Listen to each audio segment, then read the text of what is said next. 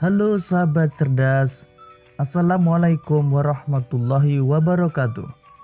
Pada kesempatan kali ini, kita akan belajar pada tema 3, makanan sehat. Subtema 1, bagaimana tubuh mengolah makanan.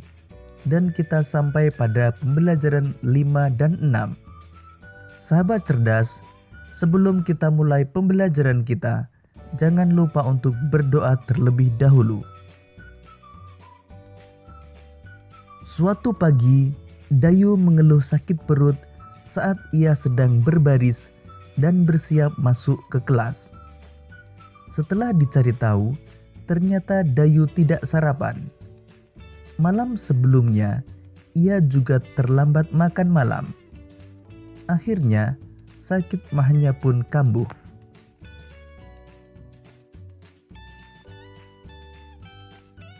Banyak orang berpikir bahwa penyakit mah hanya bisa diderita oleh orang dewasa. Ternyata, anak-anak pun bisa terkena mah. Apa penyebabnya?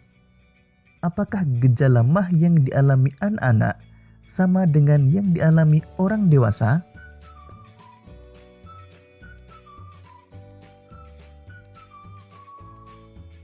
Pada anak-anak yang mudah memproduksi gas pada lambungnya memiliki pantangan makanan. Misalnya tidak boleh makan pedas dan asam. Mereka harus banyak makan sayur dan buah, serta tidak boleh terlalu banyak makan mie instan.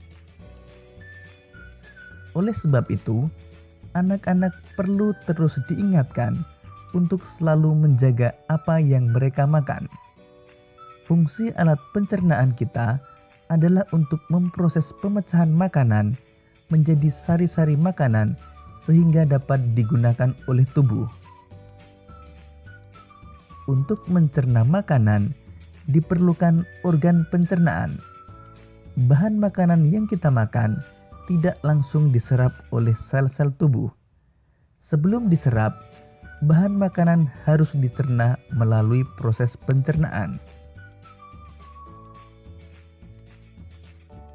Sahabat cerdas, sistem pencernaan adalah proses pencernaan yang mengubah makanan menjadi sari-sari makanan yang dapat diserap oleh tubuh.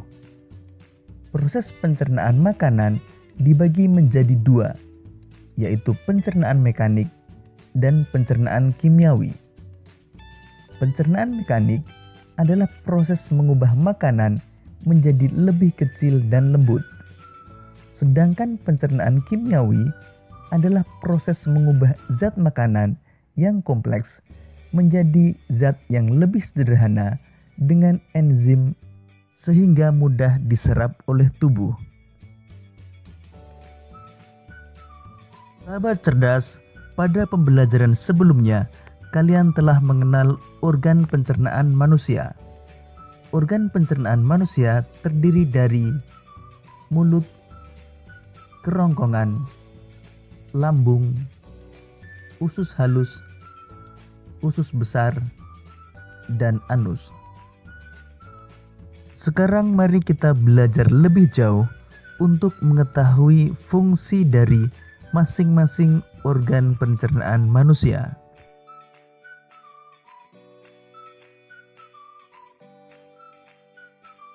Organ yang pertama adalah mulut.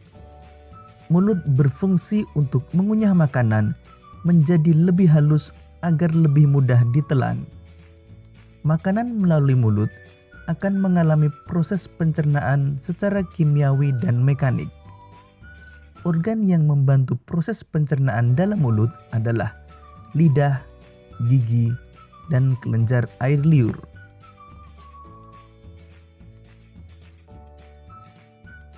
Kerongkongan. Kerongkongan adalah saluran yang menjadi penghubung antara rongga mulut dan lambung. Kerongkongan memiliki dua bagian, yakni bagian faring dan esofagus.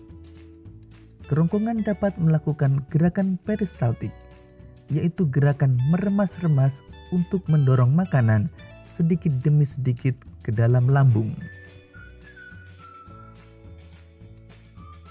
Lambung. Lambung mempunyai 3 fungsi utama. Pertama, tempat menyimpan makanan sementara sebelum disalurkan ke organ selanjutnya. 2. Memecah dan mengaduk makanan dengan mekanisme gerak peristaltik. 3. Mencerna dan menghancurkan makanan dengan bantuan enzim dalam lambung. Enzim yang terdapat pada lambung adalah enzim pepsin, renin, dan lipase.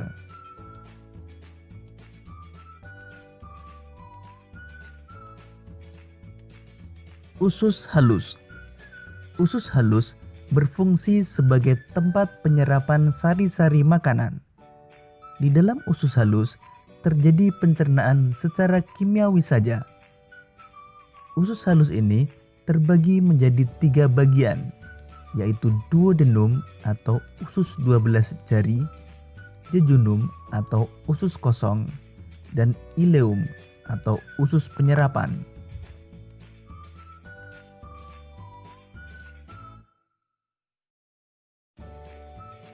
Usus besar. Usus besar berfungsi untuk proses pembusukan sisa makanan yang tidak dapat diserap oleh usus halus. Proses pembusukan di dalam usus besar dibantu oleh bakteri yang bernama Escherichia coli. Selanjutnya, sisa makanan yang tidak bisa diserap lagi atau sudah habis nutrisinya akan dikeluarkan dalam bentuk feses. Demikian tadi sahabat cerdas penjelasan tentang fungsi masing-masing organ pencernaan manusia. Sekarang coba kalian amati iklan berikut ini. Iklan tersebut menjelaskan tentang gaya hidup sehat. Organ pencernaan yang sehat juga didukung oleh gaya hidup sehat. Gaya hidup sehat membuat kita menyadari pentingnya kesehatan dan menghindarkan kita dari kebiasaan buruk yang dapat mengganggu kesehatan. Sekarang coba kalian simpulkan isi yang tertera di dalam iklan tersebut berdasarkan kata kunci, gambar iklan, dan target iklan. Kata kunci dalam iklan tersebut adalah perilaku hidup bersih dan sehat. Gambar pada iklan tersebut sesuai dengan pesan yang disampaikan, cukup menarik dan cukup jelas.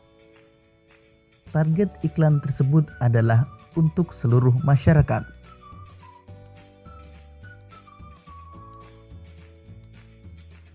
Sahabat cerdas, ternyata perbedaan justru membuat segala sesuatunya menjadi indah. Layaknya pelangi yang beraneka warna, begitulah seharusnya kita melihat perbedaan. Bayangkan jika semua pelangi memiliki warna yang sama. Tentunya kurang menarik untuk dipandang, bukan? Bayangkan pula dalam sebuah iringan lagu hanya terdapat satu alat musik saja. Pastinya akan terkesan monoton.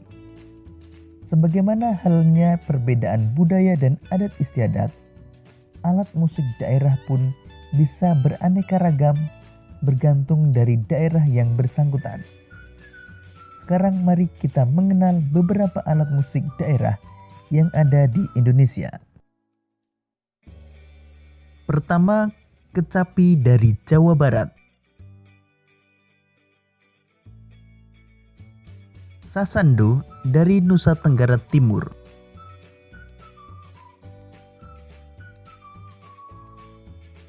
Angklung dari Jawa Barat.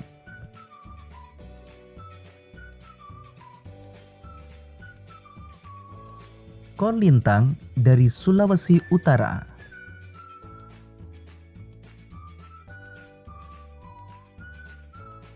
Demikian tadi sahabat cerdas pembelajaran kita pada tema 3, subtema 1, pembelajaran ke-5 dan 6. Untuk menguji pemahamanmu, kamu dapat mengerjakan latihan soal yang terdapat pada deskripsi video ini. Sampai jumpa pada pembelajaran berikutnya. Tetap semangat dan selamat belajar.